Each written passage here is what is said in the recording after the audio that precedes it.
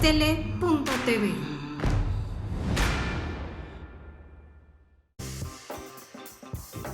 Rompehielos.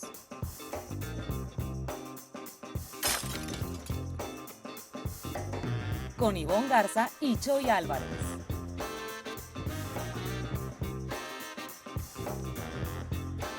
Muy buenas tardes, Hielovers. Aquí estamos con un invitado muy especial. Vamos a romper el hielo, porque evidentemente ya lo conocen, saben quién es. Si alguna vez han visto Olimpiadas, NFL, Super Bowl y mil cosas más, saben perfectamente quién es Enrique Burak. Y si no, pues van a conocerlo con unas historias muy divertidas. Enrique, muchísimas gracias por haberme aceptado esta entrevista. Bienvenidísimo. Hombre, la verdad es que me da muchísimo gusto. Además, recordando viejos tiempos de cuando, porque si ustedes no lo saben, pues se los va a contar. Pero bueno, y yo pues trabajamos juntos ahí en Televisa. Y entonces ella estaba en el área de mercadotecnia y asistía a las juntas que teníamos con Javier Alarcón, era 11, 12 del día, una cosa así. Creo que sí te tocaron o no, pero bueno, el caso es que si llegabas tarde, entonces eran 100 pesos. Pero bueno, el caso es que es una larga historia. Luego, pues, decidió emprender nuevos horizontes y nos abandonó. Pero bueno, pues aquí estamos muy contentos de poder platicar. Siempre nos hablamos de usted, pero bueno, si es rompehielos, bueno, de tú. Aquí muy contento de estar contigo. Tienes razón, vamos a hablarte de tu. Justo hace poquito conté una historia de que Alarcón precisamente me dijo en una de las juntas, Iván, tú me vuelves a hablar de usted y ya no eres bienvenida en esta junta. Pues llegué y le conté a mis papás, que pues para qué me educan tan bien, ahora tengo problemas en el trabajo, ¿no? Y me contó mi papá una historia de que también él cuando llevaba años trabajando con Raúl Velasco, también le dijo igualito, así de, Alejandro, ¿me vuelves a hablar de usted? Y vas y chingas a tu madre. Entonces yo, ok, claro, la voy a contar, va a entender perfecto la historia y ya vas a ver que pues vengo de familia que habla de usted. Y me acuerdo perfecto que cuando voy entrando a la junta me encuentro exactamente aquí, luego Alarcón. Entonces la cuento. Pero yo todo el tiempo quise editar la historia porque pues si le hablo de usted no le iba a ir a decir esa palabra, ¿no? Pero yo creo que en el nervio me solté y yo, así, chingas a tu madre, pero con un ímpetu. Y me acuerdo que volteaste tú de, no hombre, esto ya se puso bueno, niña gana gol. Yo, Sí, no, deja sentarme para ver esto. Sí, había que acomodarse para ver los trancazos, ¿no? Pero bueno, sí. pues, Yo no te voy a decir tan feo, pero bueno, mejor nos hablamos de tu hija. me parece excelente. Y muy bien. Enrique, quiero que nos cuentes, justo para romper el hielo, todos sabemos que te ha tocado ir a Olimpiadas, viajes, has seguido bastantes, como, pues sí, como el deporte, vas siguiéndolo, y además muy divertido les toca viajar. Debes de tener una cantidad de historias divertidísimas y es más, estoy segura que tienes, porque muchas veces en los partidos, por ejemplo, de la NFL, de repente cuentan, sí, ¿te acuerdas que aquí en Atlanta una vez y el frío? Y me encanta escucharlas y por eso quería que nos contaras, pues no sé, ¿cuál ha sido tu mejor experiencia, tus peores tragedias que has tenido? Si todo sale bien, porque nosotros como espectadores vemos que todo sale divino, pero atrás me imagino que ha de haber un caos. Cuéntame, pues de entrada, ¿cuál ha sido tu mejor experiencia que te ha dado el trabajo? Yo creo que va a estar difícil escoger una, pero vamos por la que primero se te venga a la mente y que sea de tus favoritas experiencias.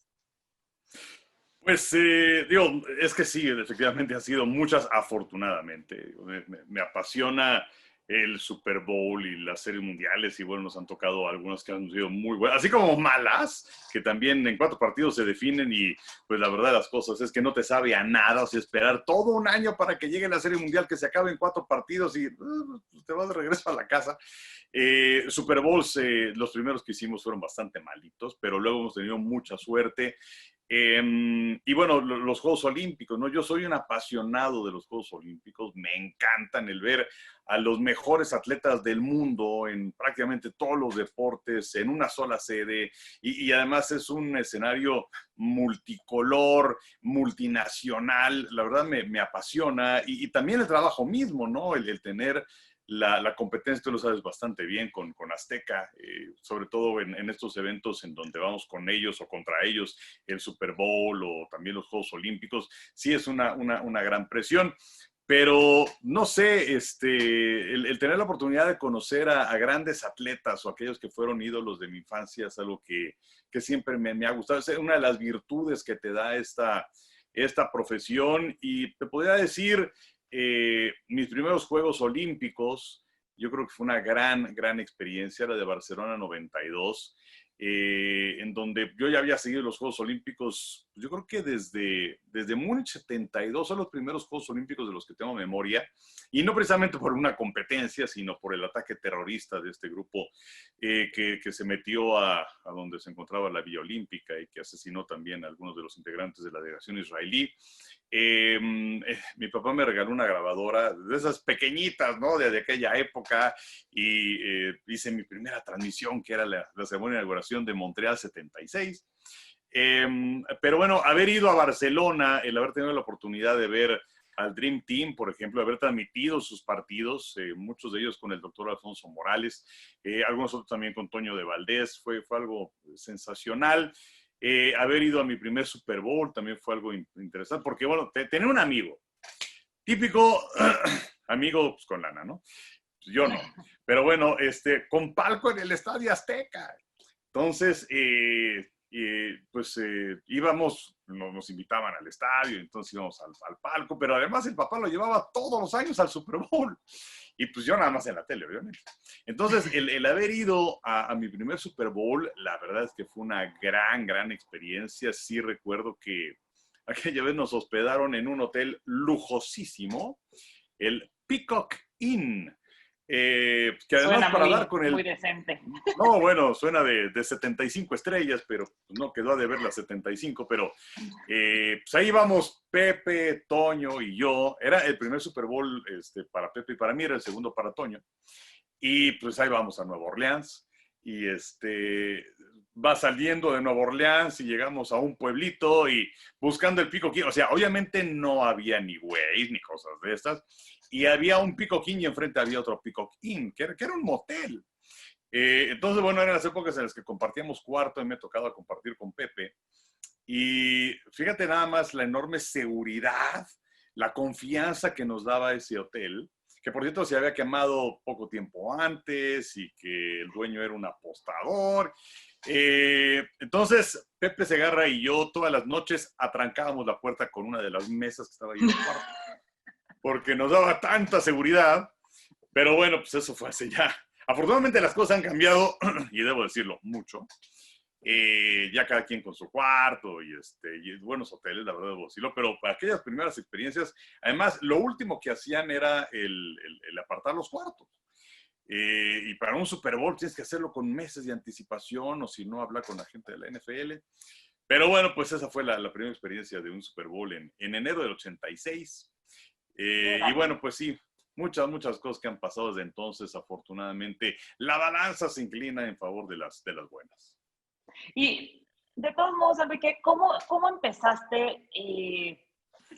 ¿Dónde veías, dónde escuchabas tus deportes favoritos? Y sobre todo el que más me llama la atención es que te gusten tanto las Olimpiadas. Ahora sí que, disculparás la pregunta, pero ¿cómo los veían antes? ¿O quién los narraba? O sea, ¿qué sucedía antes para que tú pudieras tener ese contacto con las Olimpiadas y que te llamaran tanto la atención? Y además, como por dónde o sea, cómo lo estudias, pues, o sea, hay unos nuevos que ahorita quiero que me expliques, uno de los olímpicos que le tengo mucha curiosidad. ¿Cómo tú llegas a los olímpicos, cómo los veías y cómo los estudiaste para luego poder tener esa información y podernos narrar a todos nosotros?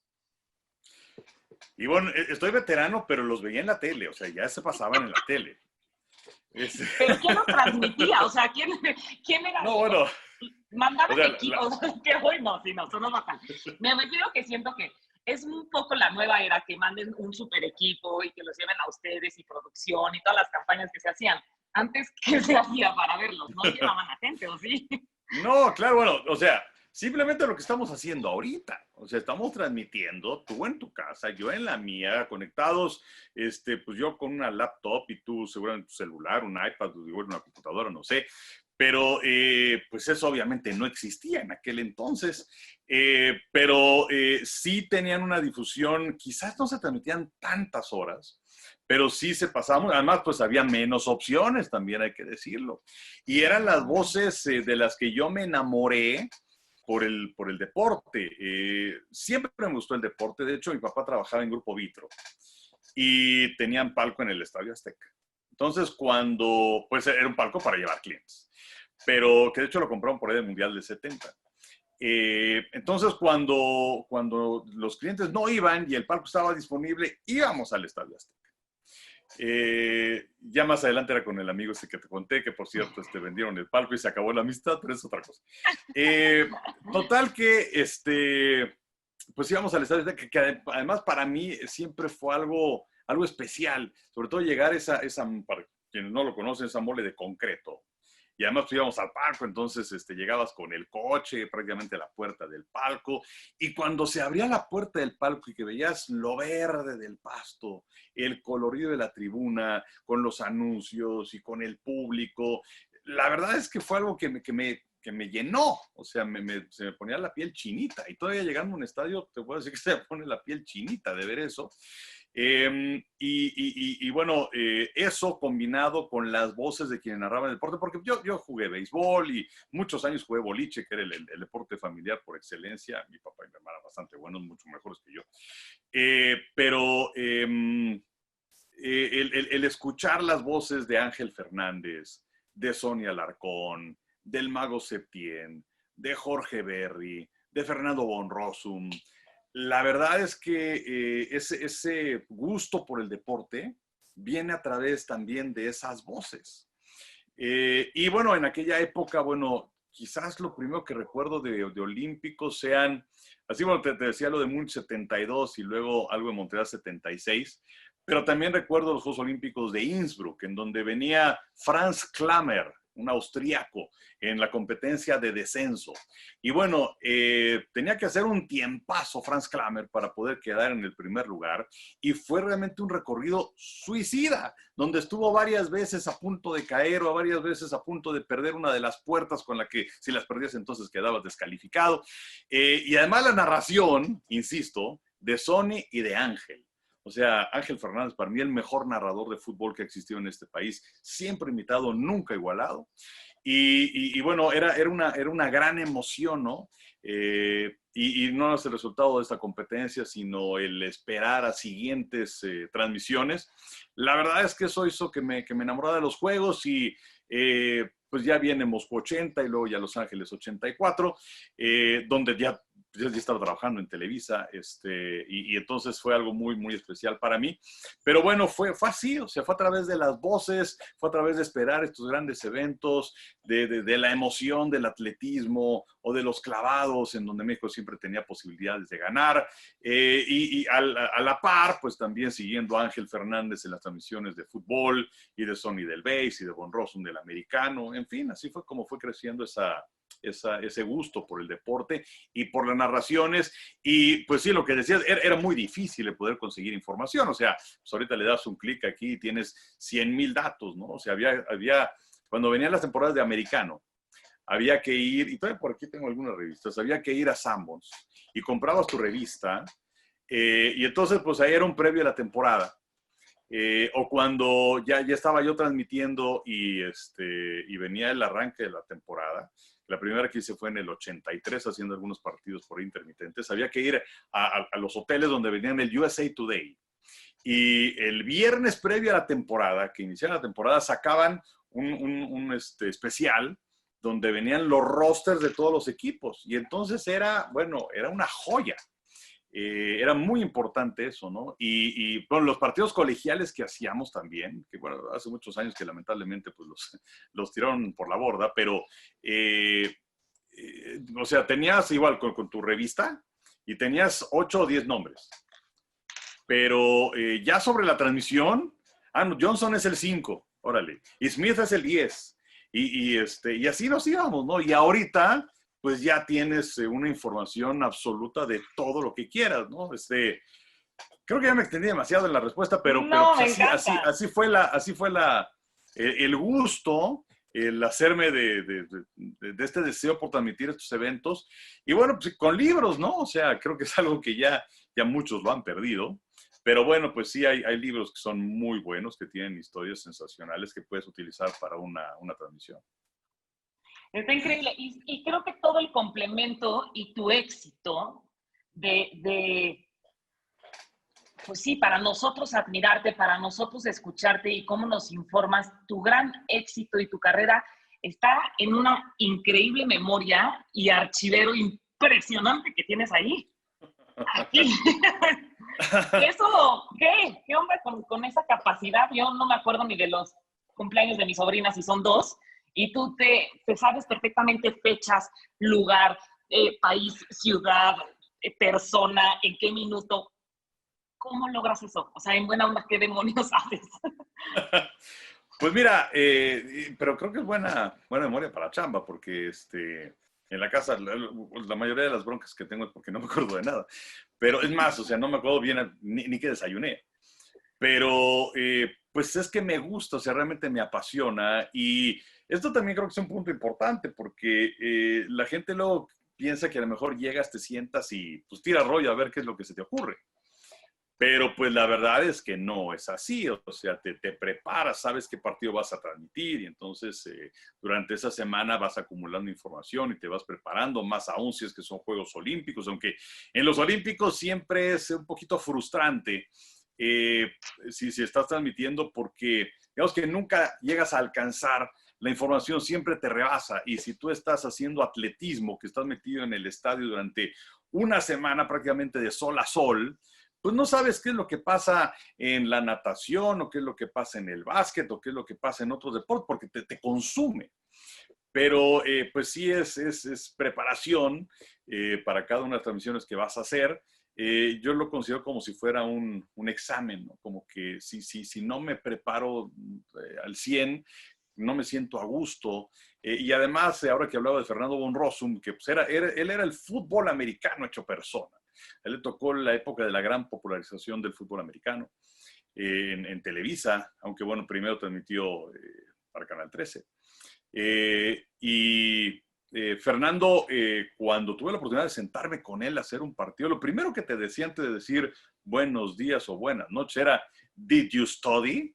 Y bueno, pues por supuesto que sí, y además pues no ibas a quedar mal con un monstruo en una transmisión. Que debo decir que Fernando me arropó muchísimo y además, digo, era uno de mis ídolos, como decía hace un momento, y todavía me da muchísimo gusto que tengo la oportunidad de a través de WhatsApp y todo esto de estar en contacto con Fernando.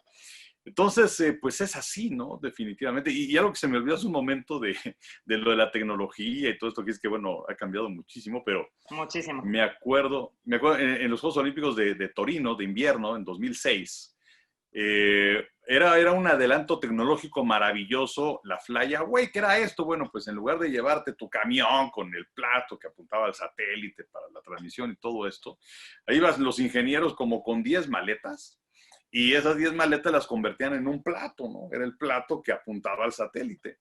Y entonces íbamos a entrar con Joaquín López Dóriga en el noticiero de la noche, que ahí en Torino eran las 6 de la mañana, una cosa así.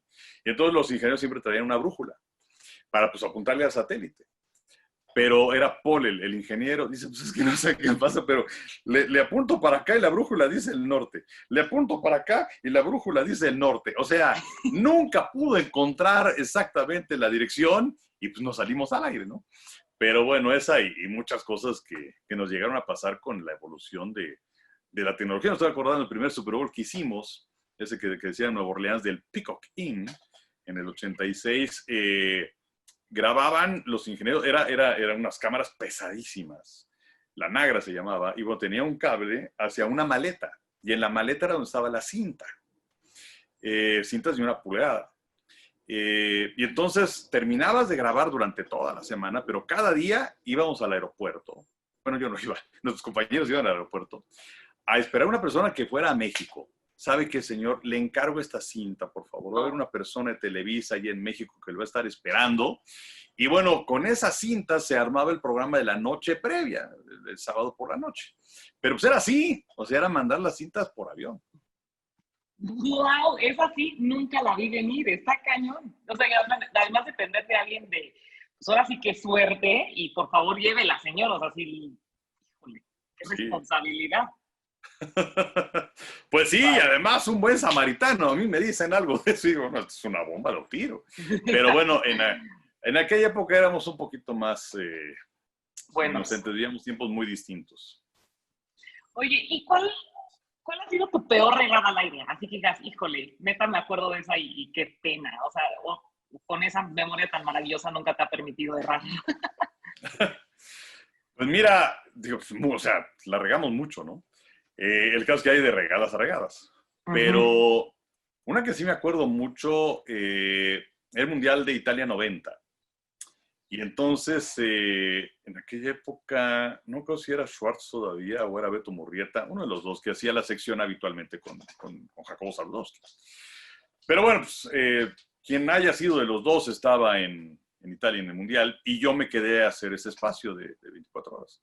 Que bueno, tú sabes lo que pesaba, lo que significaba 24 horas y lo que era trabajar con Jacobo Zabludowski, con quien ya había trabajado antes en el Mundial de México 86. Pero me encargaron hacer una historia con la que se abría el noticiero de lo que era ese día inaugural del Mundial de Italia 90. Y bueno, pues yo escribo, en fin, ya la grabo, pero tenía un editor pues que era nuevo, se llama Margarito, que nunca se me olvida. Y pues me iba a edición y no acababa, y no acababa, y no acababa, y no acababa.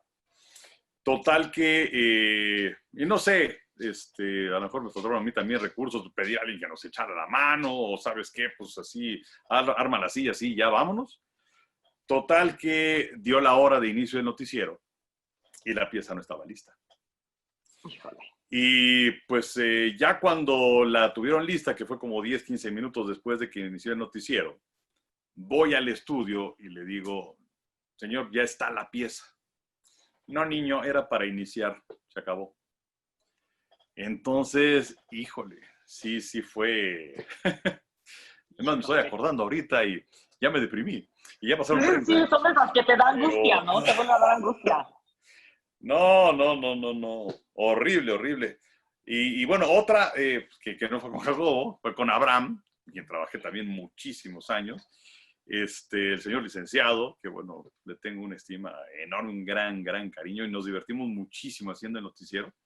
Pero en aquella época todavía no hacía yo con él noticiero entre semana. Entonces eran los sábados. Y entonces fíjate, nada más digo, qué lujo. Entre semana trabajaba con Jacobo Zabludowski y los sábados con Abraham. Que era 24 horas del sábado a las 2 de la tarde y luego había una edición por ahí de las 7 y media de la noche, Canal 2. Y me dice mi jefe en aquel entonces de eventos especiales, Memo González, oye, no vayas a meter los goles, porque eso los vamos a usar en el resumen de la noche. Y yo, la verdad, pues, inocente y estúpido, o sea, no le dije, oye, Abraham, me está diciendo Memo que no metan los goles. Y ya, pues, que ellos se hagan bolas, ¿no? Entonces, bueno, me presento al noticiero y me dice, Abraham, trae los goles, ¿verdad? Le digo, no. ¿Pero por qué no? Pues porque me dijeron que no sé qué tanto. Pues esto es 24 horas y este es el noticiero más importante y las cosas se tienen que meter acá y no. Bueno, fue un cagation enorme. Y ya, pues, aprendí. Aprendí a partir de ese momento. ¿Sabes qué? Fulano dice tal, háblense ustedes y háganse bolas y a mí me dicen qué es lo que tengo que hacer, ¿no? Pero sí, son las dos que me vienen a la mente. Y esta, ¿cómo hago la pregunta? O sea, el haber llegado a estar con Jacobo, Abraham, y llegar a colocarte tan rápido, fue, o sea, ¿a qué se debió? O sea, ¿llegaste ahora sí que con palancas? ¿O neta sí empezaste como de niño, como te dijo Jacobo, y debido a tu talento empezaste a ganarte tu lugar tan rápido? Pues mira, no sé, no creo que sea tan rápido, pero Fernando Schwartz, él fue el que me abrió las puertas de Televisa. Fernando iba a la escuela con una prima mía, eran compañeros de generación. Creo que la historia dice que Fernando quería con la prima no quería con Fernando, pero se hicieron cuates. Y en alguna ocasión, él era amigo de la familia y pues, hubo una reunión familiar y entonces pues, ahí voy yo también. Y ahí estaba Fernando. Era el Mundial de Argentina 78. Fernando era suplente de Jorge Berry, que bueno, Fernando le hacía el guión y todo esto, pero bueno, Jorge se había ido a Argentina para transmitir el Mundial del 78. Y pues ahí estaba Fernando. Yo tenía 14 años. Y pues ya como que en la familia sabían todo esto, mis intenciones de dedicarme a esto. Y me sentaron junto a él. Bueno, me temblaban las piernas. Y yo le dije, ¿sabes qué, Fernando? Oye, pues me gusta mucho esto, quiero dedicarme a esta profesión. Me decía, pues está bien, pues estás muy chiquito. Háblame pues, dentro de algunos años. Y así fue, yo estaba en tercero de prepa, le hablé a Fernando y empecé a ir a Televisa, era el Mundial de España 82. Cuando empecé a ir, y pues Fernando me enseñó a redactar, porque pues, sí es una redacción diferente, ¿no? La que utilizas para los espacios informativos, empecé a acompañar a los reporteros, y así aprendiendo y aprendiendo y aprendiendo. Además era una época padre porque era el Televisa de antes, todavía no se presentaba el temblor del 85.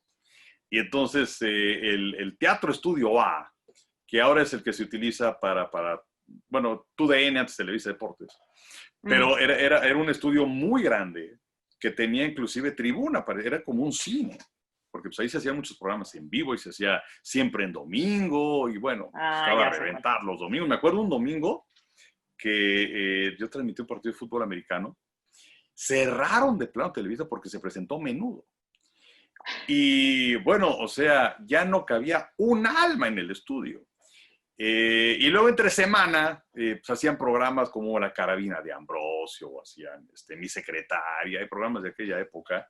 Y yo pues obviamente no tenía gran cosa que hacer. Y entonces me daba esas vueltas al estudio A y la verdad pues era padrísimo, padrísimo.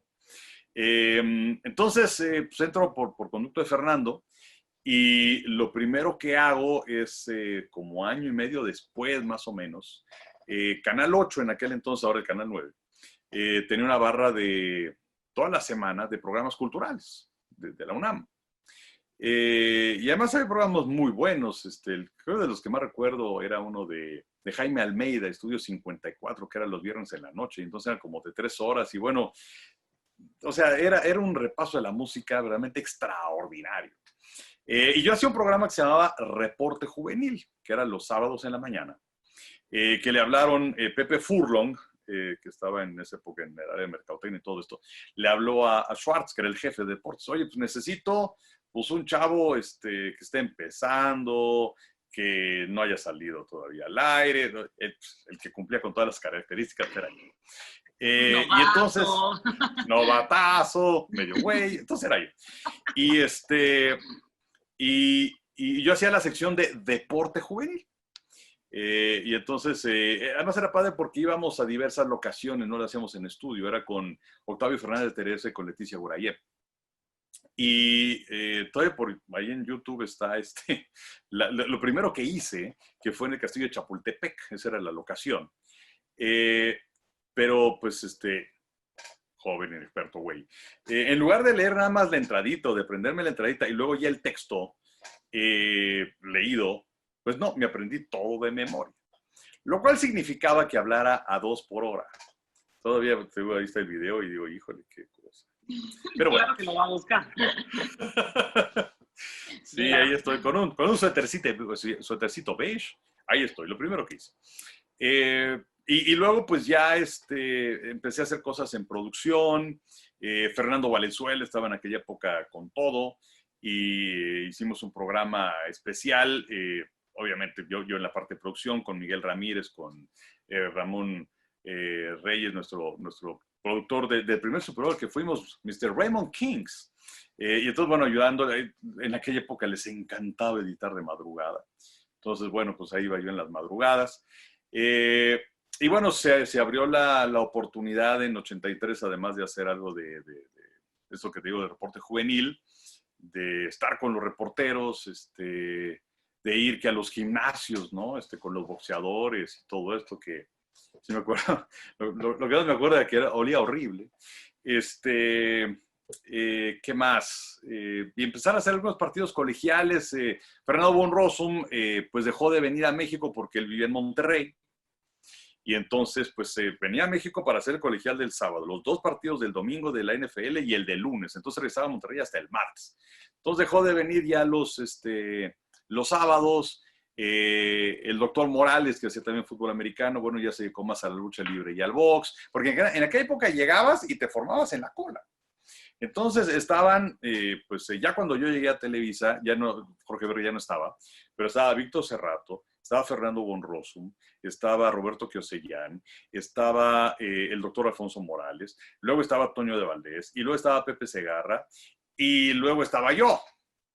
No, Entonces, bueno, o sea, tenían que enfermarse muchísimo todos de coronavirus para que ya te tocara a ti. Necesitabas que la fila avanzara para que te tocara. Entonces, ¿Y eso era para narrar cualquier deporte o alguno en específico? O sea, como que todos estaban en todo. No, siempre ha habido, y no sé por qué, o casi siempre, una división. Los de fútbol, o sea, con algunas excepciones, y los de otras cosas. ¿Por qué? No sé. O sea, ¿por qué los del fútbol no hacen otras cosas? ¿O por qué los de otras cosas hacemos el fútbol? No sé. Aquí ha sido como que muy marcado. Y además como que a los del fútbol, pues como que hay algunos que sí son aficionados de otras cosas, pero como que no les apasiona. En fin, entonces, bueno, era igual en el base. O sea, en el base, cuando yo llegué, pues ya estaba Sony, estaba el Mago, estaba Toño, estaba también, bueno, estaba Pepe, entonces pues tenía que ir avanzando la cola. Entonces me tocó hacer, por ejemplo, 2 temporadas de fútbol americano en radio, que bueno, ya era algo que ya no hacíamos, que ahora han retomado ya hace algún tiempo, pero que pues me chuté temporadas con Roberto Sosa, con Roberto Mirón, que era muy amigo de Toño de Valdés de la infancia, y muy divertidas transmisiones. Alguna vez nos tocó un ataque de risa brutal. O sea, era el 1 de enero que transmitíamos todos los tazones colegiales y entonces eran 4 partidos, uno tras otro. Y ya para las 12 de la noche, pues ya estábamos muy, muy simplones. Pero pues así fue, o sea, empecé a hacer cosas en radio y Fernando me daba algunas oportunidades, pero creo que el salto importante viene pues ya varios años después, cuando Jorge Berry se convierte en el jefe de deportes. Y Jorge siempre creyó en mí, porque yo estaba haciendo un espacio de eco con Alfonso Teja, pero que era de 5 a 6 de la mañana. Entonces, así como que mucha gente nos viera, pues no. Pero era muy divertido.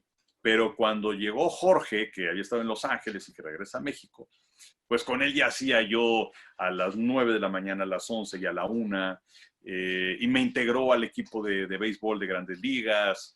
O sea, realmente a Jorge le doy muchísimo, ¿no? Jorge es mi segundo papá, definitivamente. ¿Y alguna vez entraste o estuviste narrando fútbol, soccer? ¿O siempre fuiste rechazador del soccer? Pues no, déjame decirte, no le digas a nadie, pero lo primero que yo quería hacer era fútbol. Por esa adoración que tenía por Ángel Fernández y por esas idas al Estadio Azteca que comentaba hace un momento. Ángel te podía hacer más divertido el Veracruz contra Laguna que un América contra Guadalajara, además con una capacidad inventiva, una imaginación espectacular, una cultura general enorme, unos apodos que todavía hasta ahora se mantienen. La verdad, y además él fue el creador de todo un estilo, porque antes las narraciones eran un poco más solemnes. Y bueno, Ángel fue el que empezó con el grito largo de ¡gol! O sea, ese fue Ángel. Por eso decía siempre imitado, o sea, se quedó muchísimo Claro, sus claro, palabras, pero además, exactamente, las frases, los apodos, como te decía, los partidos eran competencias heráldicas, ¿no? Comenta Juan Villoro, este gran escritor que en alguna ocasión fue que también gran adorador de Ángel Fernández, que fue a su casa y entonces abrió la puerta a Ángel y entró, iba a entrar Juan Villoro, y detrás de él venía un jardinero, ¿no? Con su herramienta y todo eso. Entonces decía Ángel a Juan Villoro, deja la puerta abierta que detrás de ti viene Excalibur. O sea, así lo veía todo Ángel, ¿no? Además, curador de arte. Bueno, que además él empezó a narrar fútbol sin saber de fútbol. Sin saber, o sea, él fue un extraordinario narrador de box y de béisbol. pero cuando lo manda a llamar el señor Azcárraga, que además Ángel hacía en aquella época muchas de estas transmisiones de los programas que eran patrocinados por Ozart y todo esto, que de música gogó y no sé qué tanto, él era el animador. Pero no conocía a los jugadores, inclusive sus primeras transmisiones tenía alguien que le ayudaba, lo comentaba Ángel, que tenía un cucurucho esta persona, y entonces le decía, Sánchez, López, No. Gutiérrez, y entonces Ángel iba así, ya después obviamente se conocían los jugadores, Wow. pero Ángel llegó a decir en los 70, yo de fútbol no sé, pero era un deleite escuchar a Ángel. Total que, ¿a qué venía todo esto? Creo que ahorita me quedé pensando, ¿en qué estábamos? Espérame. ¿En qué estábamos? No me acuerdo. ¿Por qué sí? ¿Por qué empezaste con fútbol? No, que más bien ibas a ok. empezar con fútbol. Y Sí. hacía mis torneos de chutagol. Y entonces era la mano izquierda con la mano derecha y narrando mis partidos como Ángel Fernández. Y bueno, ya cuando empiezo a ir a Televisa, acompañé a Fernando pues varias veces al Estadio Azteca y varias veces a Toluca con su papá, que por cierto nos llevaba, que pues, era un tipazo su papá. Y bueno, yo narraba ahí partidos, los grababa. Había un palco que estaba libre en el Estadio Azteca, entonces yo ahí ponía y luego acompañaba a Arturo Rivera, a Rulo Sarmiento, que se hacían cancha en aquella época y entonces iba yo con ellos ahí también. Pero pues la oportunidad se fue abriendo por otro lado. Digo, yo seguía desde luego el béisbol americano, los olímpicos, como ya platicábamos, y se fue abriendo la posibilidad, sobre todo a partir, bueno, de que empezó a faltar Von Rossum para los partidos colegiales de los sábados, en 83, y luego en 84 vienen los Juegos Olímpicos de Los Ángeles, y entonces se van Sony y se va Toño, entonces Pepe y yo hacíamos juegos con el Mago Setién de Grandes Ligas, y pues así, o sea, ya me fui yo quedando en ese lado y ya empecé a hacer cosas para los Olímpicos, a Seúl 88 no fui, pero ya hacía el resumen aquí en México, una combinación medio extraña porque era Ricardo Rocha, el Mago Setién y yo, los que hacíamos el resumen de la noche. Y luego ya fui a Barcelona 92.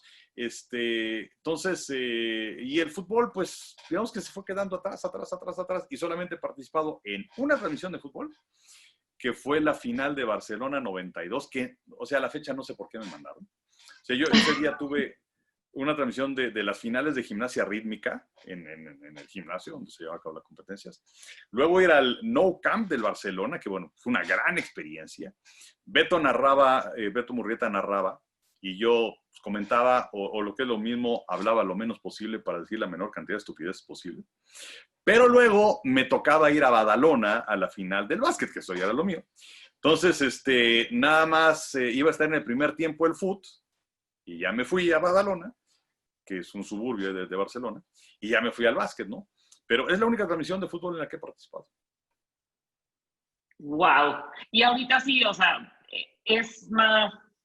Y no lo sigues, o sea, realmente sí te vale. Pues la verdad, sí, mira, fueron muchas decepciones con la selección. Yo sí era un gran seguidor del América.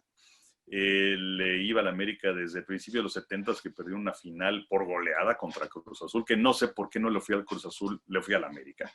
Pero tenía jugadores a los que yo admiraba profundamente, Carlos Reynoso, Enrique Borja, que una de las bondades de esta profesión es, nunca imaginé yo poder platicar con Borja, ¿no? Y considerar un amigo, y pues la verdad es que es una gran satisfacción, porque además Borja es un tipazo. ¿Cuántas veces te toca que conoces a tu ídolo de la infancia y es un mamón, ¿no? Pero Sí. en este caso afortunadamente no. Entonces, y más adelante, bueno, pues vienen grandes épocas también del América, y luego yo iba en secundaria prepa y con un amigo Carlos íbamos cada 15 días, el América jugaba los viernes en aquella época, viernes en la noche, un equipo espectacular de Celada, Trejo, Tena, Manso, Vinicio, Vaca, Soutes, en fin, dirigidos por Reynoso. Y un buen día me cayeron gordos. Y ahora, no sé, veo el fútbol y pues, tío, lo tengo que ver porque también es parte de la chamba. Pero la verdad es que sí me aburre. Siento que los jugadores han perdido esa identidad que tenían antes. Y sobre la selección mexicana, bueno, pues bueno, sí, si quieres que ganen. Digo, no creo yo como algunos que sienten que la soberanía nacional depende de esos 11 jugadores, porque no es así. Pero, pues sí da coraje con otros deportes que son los que defiendo, que pues son chicos que se parten el alma, muchas veces ni siquiera recibiendo el apoyo gubernamental, sino que tiene que ser la familia que hace muchísimos sacrificios, desde uniformes hasta pagar viajes y todo esto para que vayan a giras internacionales para poder foguearse, y que llegan a unos juegos y que destacan notablemente, y que muchas veces llegan a conseguir medallas, y que no los pelas tanto como estos que van a ser eliminados y que no llegan a su dichoso quinto partido. Entonces, pues esa es la animadversión que tengo con el fútbol, que además te digo, veo muchos partidos y me aburro notablemente. También, sí, yo también de lo que me quejo es ves los trancazos, y esos sí son trancazos a menos 10 grados de la NFL, y estos les pasas por al lado y ¡ah! ¡Ah! ¡Ay, no, por Dios! O sea, son unos chillones. Pero sí, ahí sí estoy de acuerdo. Yo con lo de Ganagol seguía mucho y como que le agarré mucho gusto. Siempre me gustó, pero no le había agarrado tanto gusto conocerlo tanto. Y después con Ganagol como que me limpié, y el que sí siempre me ha gustado es la NFL. Y si ahora regreso a ver partidos, y sí, si no es mundial, ya me pierden. O sea, no, la verdad es que sí, también ya no le veo tanta gracia. Entonces, sí. En mi mini situación de conocimiento estoy de acuerdo contigo. Ya te dije con usted.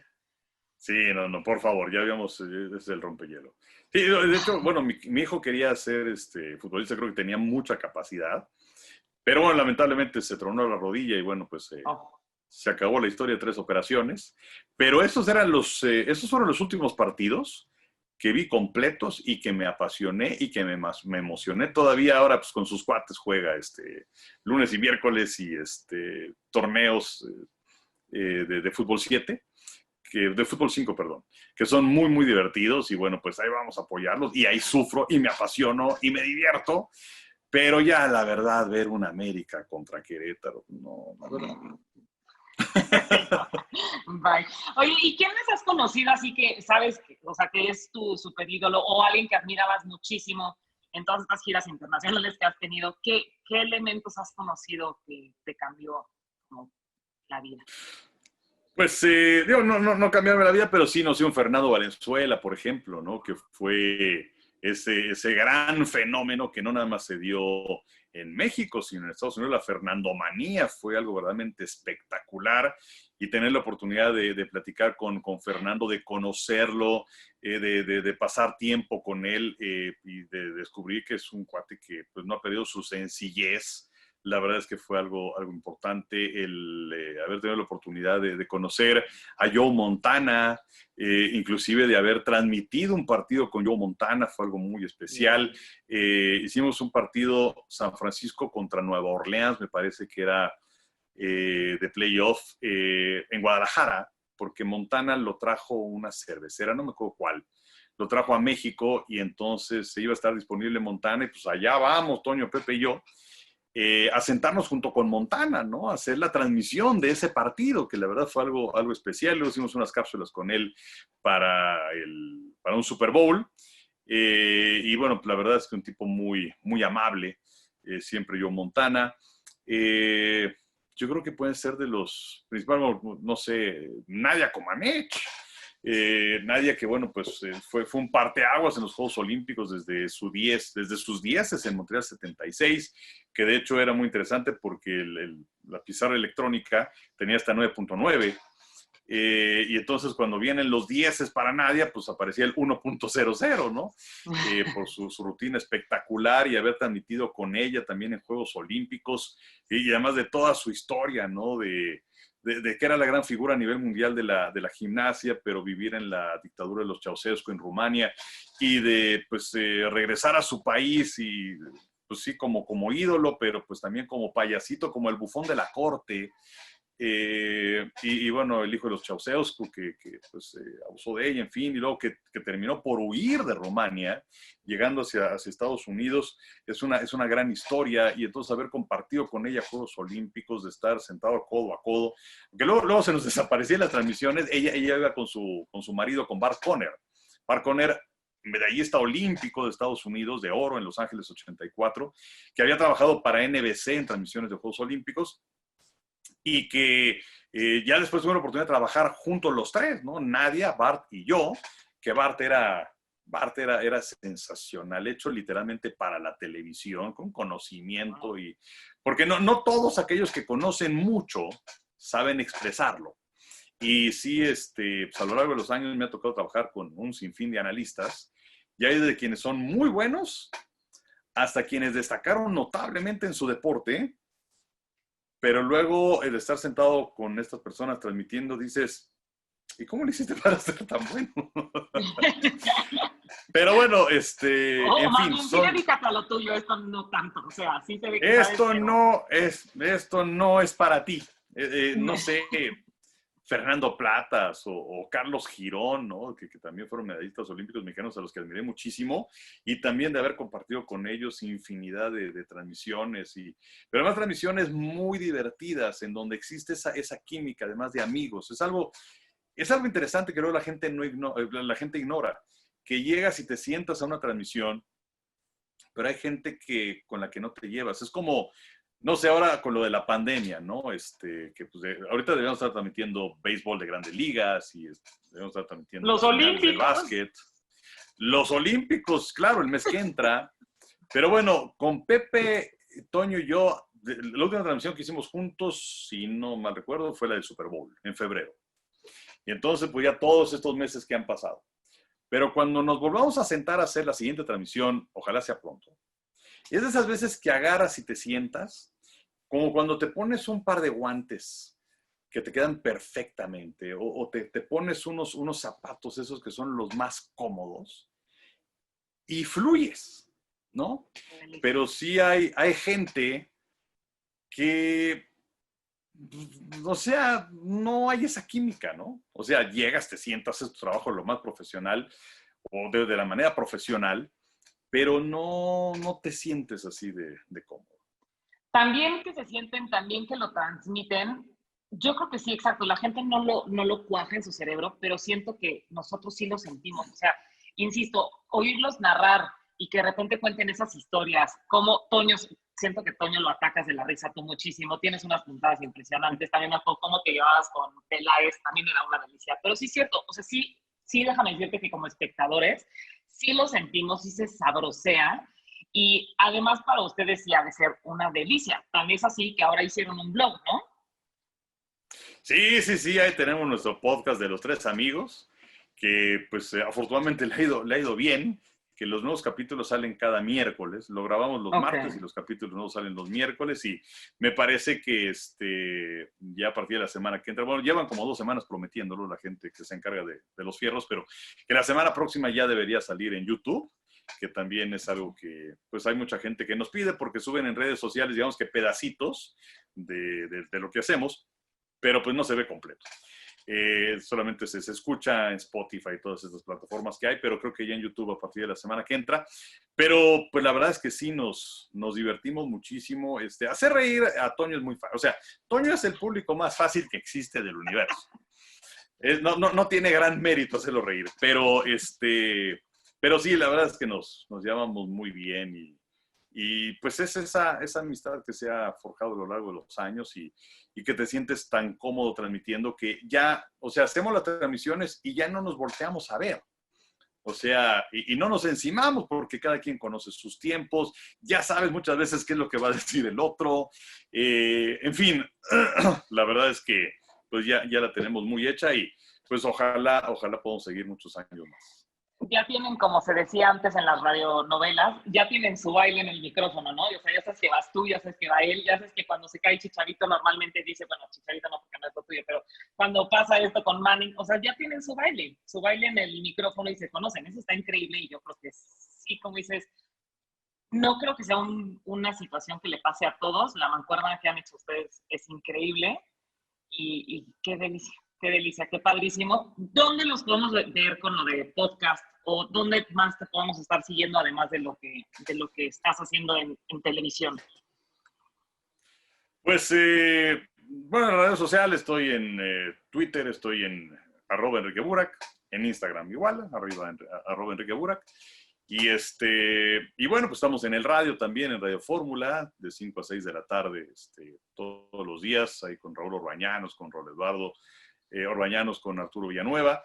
en 103.3 y en 970 de AM. Y bueno, pues, y pues en Televisa en lo que hacemos, últimamente la jugada, y han rescatado algunos partidos viejos de básquet, entonces lo están poniendo los martes y jueves a las 4 de la tarde. Y pues es lo que estamos haciendo, esperando que ya regrese pronto la normalidad y con ella también la actividad deportiva. ¿Crees que sí regrese la NFL? Por favor, dime eso. Pues mira, ellos tienen el tiempo a su favor. O sea, hace 3 meses fue que se suspendió la NBA con el positivo de Rudy Gobert, el jugador francés de Utah. 11 de marzo. 3 meses. Y parece que fue hace una eternidad. Bueno, faltan 3 meses ahora para que empiece la NFL.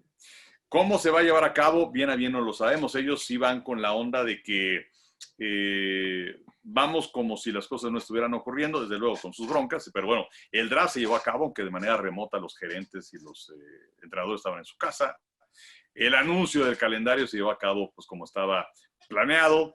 Y ahora pues se viene el asunto de las instalaciones de los equipos que bueno se van abriendo poco a poco. No sabemos bien a bien si va o cómo la van a llevar a cabo, cómo está la situación de los protocolos de seguridad.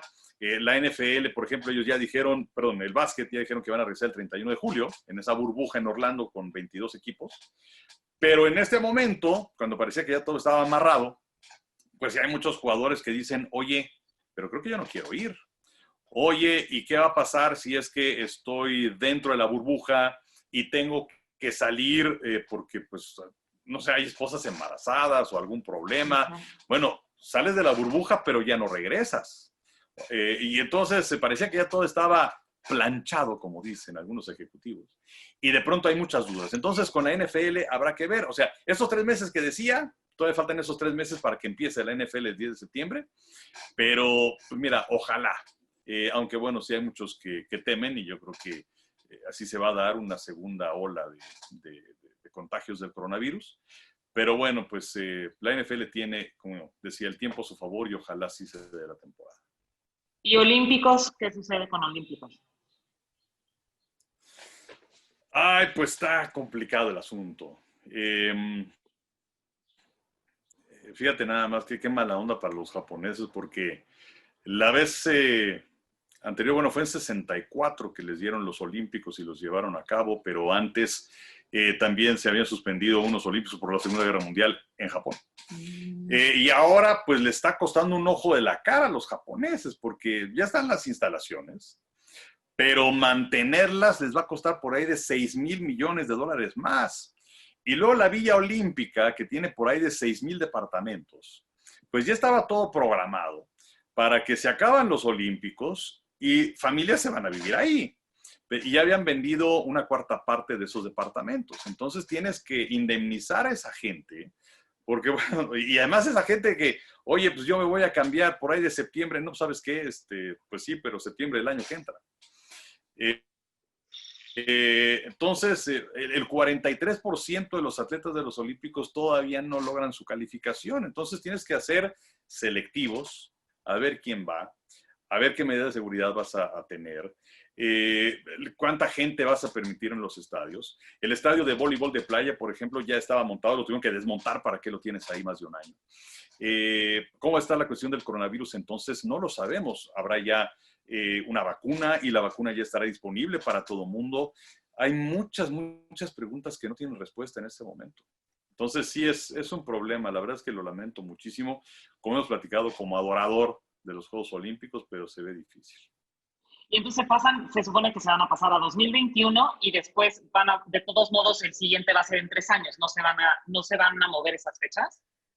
Exacto. Ya los siguientes en el 24 en París y los del 28 en Los Ángeles.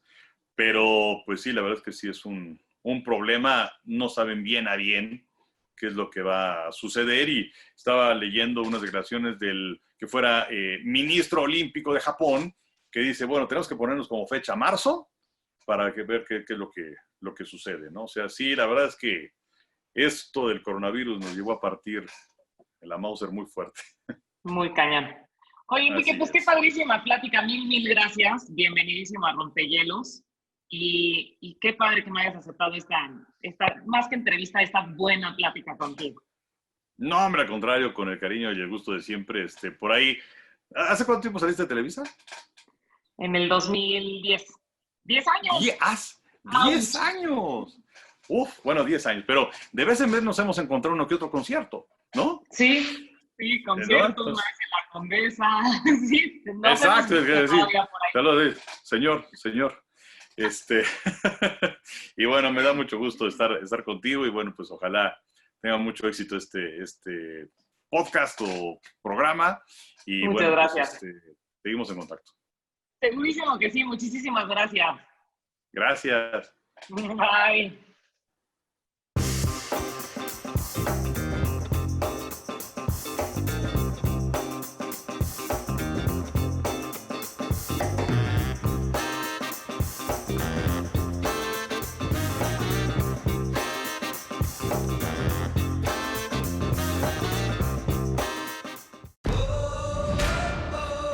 Aztele.tv.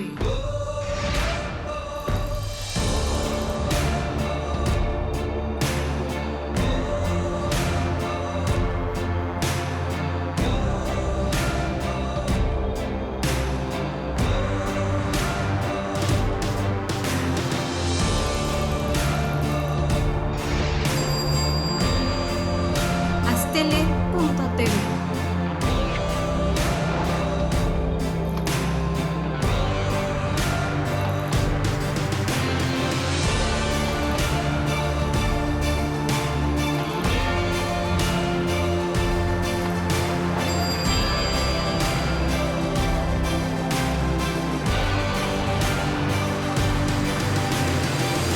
Aztele.tv.